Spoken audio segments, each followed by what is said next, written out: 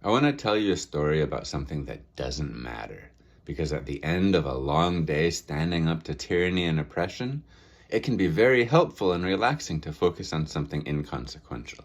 And that's all this is. If any emotion creeps into my voice during the telling of the tale, it's just channeling the feelings of the moment.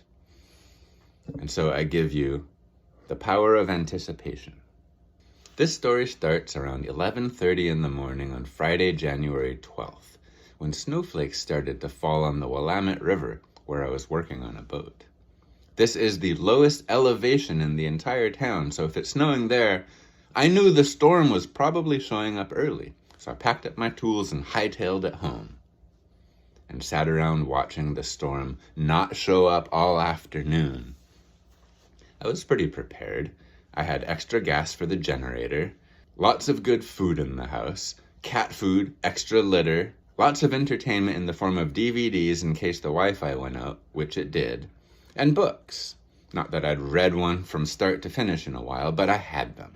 But if I was going to get stuck at home for a week, it struck me that I might want to actually participate in the entertainment, not just stare at it.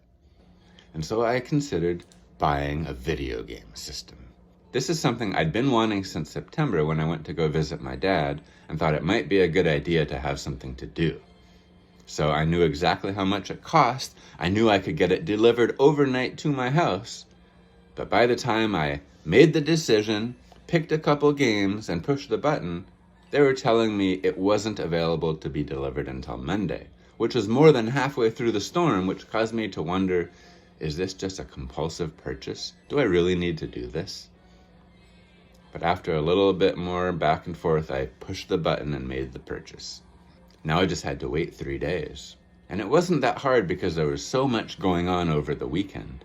I spent most of Saturday staring out the window, watching the snow come down, watching the wind blow, watching the temperature drop into the teens, watching the lights flicker, and keeping my fingers crossed that I would have power and therefore heat.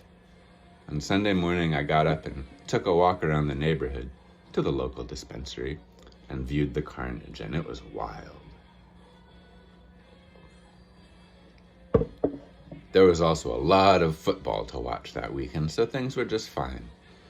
And then on Monday morning, I woke up with a deep sense of anticipation and excitement. Today was the day, but it was not the video game that showed up first that day.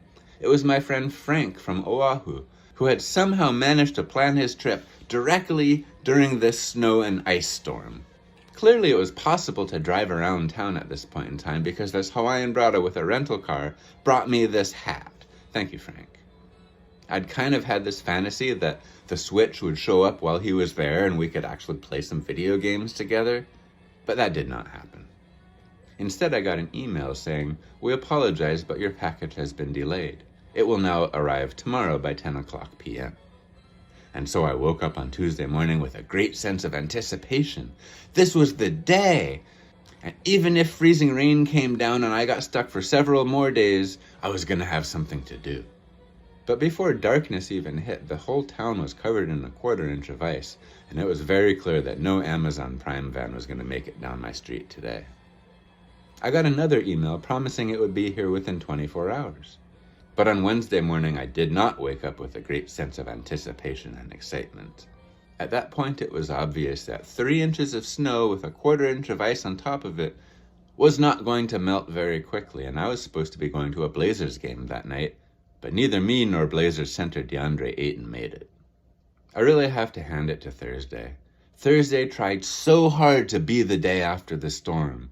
But in this little microclimate, where the Columbia Gorge funnels cold air down from the Cascades, the Missoula flood from 10,000 years ago has wrought a permanent effect. Temperatures rose above freezing, briefly, and then another 1/4 inch of ice dropped on the town. However, I did get a delivery.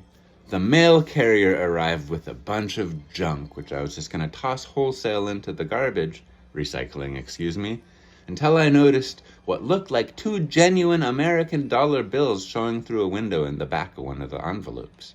Oh. The Nielsen's sent me money, and a request to tell them what I was watching on TV.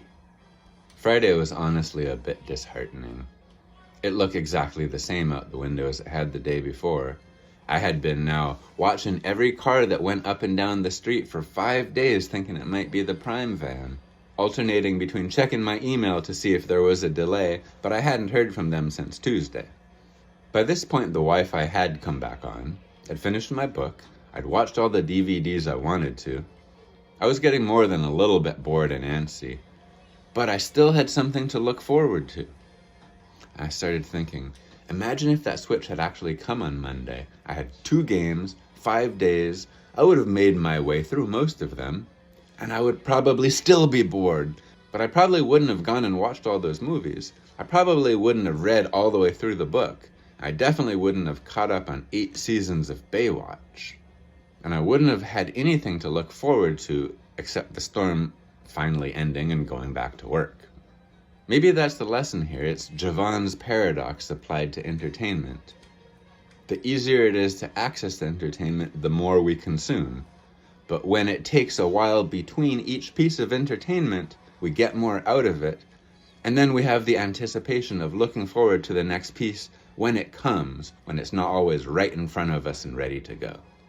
And it was a good thing I learned that lesson, because Saturday morning was more of the same. A sheet of ice across the city. Some of the neighbors were getting out and shoveling things, so I did the same. I took a walk to the grocery store and got a few items. I figured maybe if I stepped away and stopped obsessing over looking out the window every few minutes, the package might just arrive on its own. It didn't happen. Sunday was just kind of blah. This was the day we were supposed to have 4 days ago, with the rain coming down and the snow finally starting to melt. And around 10:30, I saw the first Prime van I'd seen in over a week. It drove right past my house.